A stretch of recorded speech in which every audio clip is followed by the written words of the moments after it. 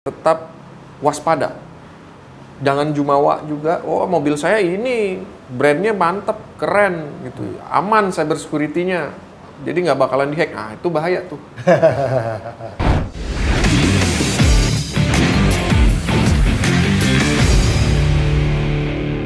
Jadi idealnya untuk SPKLU itu atau mesin pengecas itu kayak gimana tuh?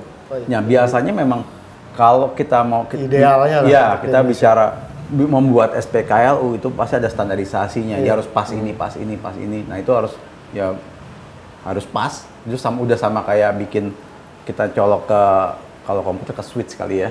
Jadi ke server kita mau colok ke switch di data center kan switchnya harus bener-bener aman. Nah ini juga sama seperti itu. Soalnya kan rencananya itu mobil listrik itu tuh Mas Yudi, Pak Adit, jadi semua apapun mereknya nanti model chargernya itu sama. Iya.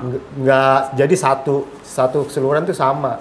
Kalau itu dibikin itu apa nggak lebih rentan malah, Pak?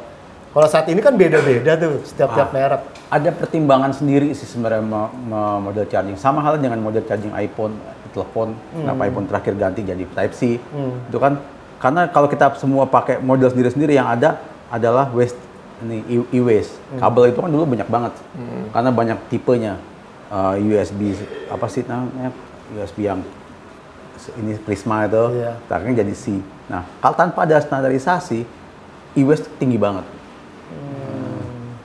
Nah, mereka buat standarisasi dari sini lebih mudah untuk kontrol karena kan jelas kita mau apa nih. Semua orang fokus ke sini, ke standar ini.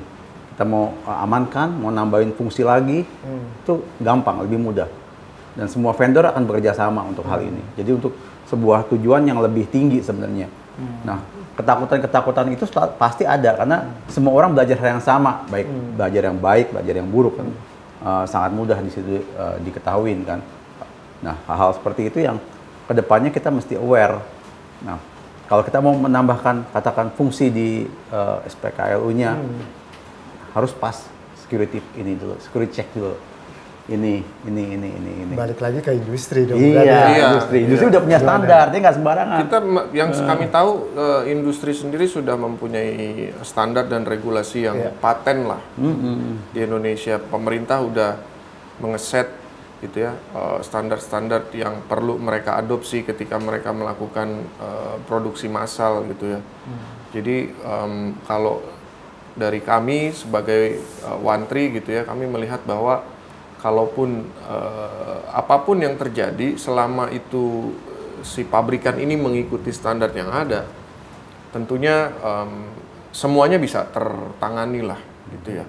Bahkan dari salah satu institusi pemerintah, Badan Cyber dan Sandi Nasional Negara ya, itu pun ada direktorat khusus yang menangani masalah industri. Artinya pemerintah pun punya sangat concern yang besar dalam hal ini, keamanan cyber security.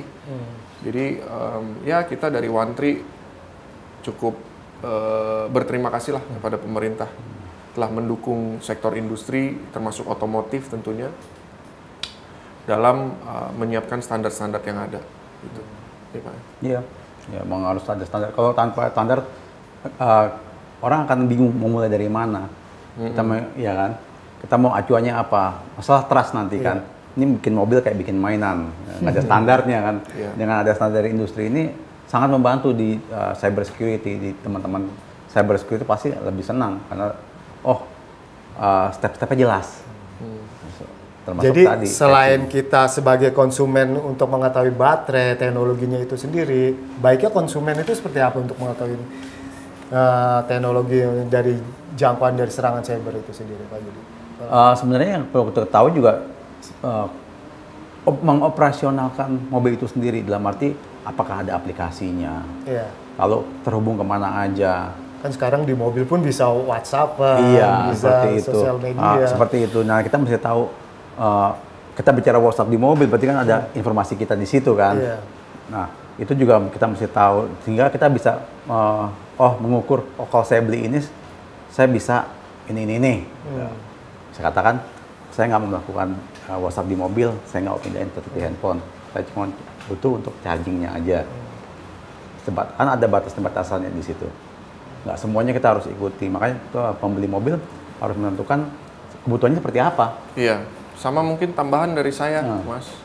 Selain tadi yang jawaban dari tadi Pak Yudi sampaikan, yang paling penting kita sebagai konsumen ya, itu harus tanya, kalau mobil ini terjadi apa-apa, apa yang harus kita lakukan? Mitigasi resikonya seperti apa? Ya. Nah, prosedurnya seperti apa yang sudah ditetapkan oleh pabrikan, sehingga para konsumen di luar sana, ketika mereka menghadapi situasi yang unexpected terjadi, mereka tahu apa yang harus dilakukan sih.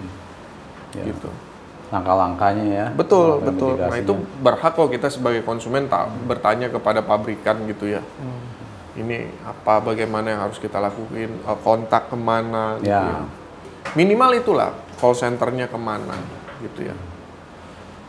Jadi nggak hanya tergantung sama ATPM doang sendiri, jadi konsumen juga harus mengetahui ini ya Pak Yudi. Iya, betul. Kita beli barang canggih, ya kita harus belajar juga. Jangan sampai kita nggak tahu juga ya. Betul, jangan sampai nanti kita di tengah jalan, di jalanan sepi, di tol, tengah malam gitu, terjadi apa-apa, kita nggak bisa ngapa-ngapain, karena kita nggak tahu, Pak. Nah, makanya penting untuk konsumen gitu, untuk bertanya dulu, paling tidak prosedur-prosedur yang sudah ditetapkan oleh ATPM gitu. Jika mana terjadi apa-apa, kita sebagai konsumen seperti apa yang harus dilakukan. Nah, mungkin pertanyaan ini jarang ya ditanya sama konsumen, tapi itu penting untuk kita tanya sih. Oke deh, satu lagi Pak Yudi, penutup dari Pak Yudi untuk sebagai konsumen nih sebelum membeli mobil listrik. Apa ya, ininya, pilihannya gimana ini? Ya, kalau dari saya sih memilih mobil listrik ya tadi sesuai kepentingan yang pasti, nggak perlu ragu sih, karena pasti secara teknologi industri itu akan berkembang dan pasti menutup segala kekurangannya. Itu udah hal yang umum lah di dunia industri. Jadi kita nggak perlu takut karena ini perkembangan zaman ya, kita nggak bisa nolak juga. Sekarang ada mobil listrik, dulu kita mau mobil biasa. Nah, bagaimana kita menghadapi, bagaimana kita katakan terbiasa dengan ya hal yang baru ini yang paling penting, belajar tadi. Jangan cuma bisa beli, belajar, mengoperasikan, lalu mitigasi kalau ada masalah, itu penting sih. Ya kalau Pak Adit gimana tadi? Kalau saya mungkin simple ya, tadi saya sudah sampaikan gitu ya, kalau kita bicara teknologi gitu ya, apapun itu yang berkaitan dengan IoT ataupun konektivitas, kita rajin untuk update software, karena itu menjadi salah satu langkah awal kita dalam menangani serangan cyber gitu. Jangan lupa kita selalu, kalau memang harus diupdate ke bengkel misalkan, langsung segera kalau bisa. Kenapa? Sebelum terjadi hal-hal yang tidak diinginkan, kita sudah mitigasi duluan gitu. Kita update softwarenya, kita jaga, kita cek OS-nya dan lain-lain. Karena jangan sampai baru terjadi sesuatu baru kita ke bengkel gitu kan. Itu sih. Dan apapun itu, bicara cyber security, tentu zero trust. Jangan percaya sepenuhnya, tetap tetap waspada.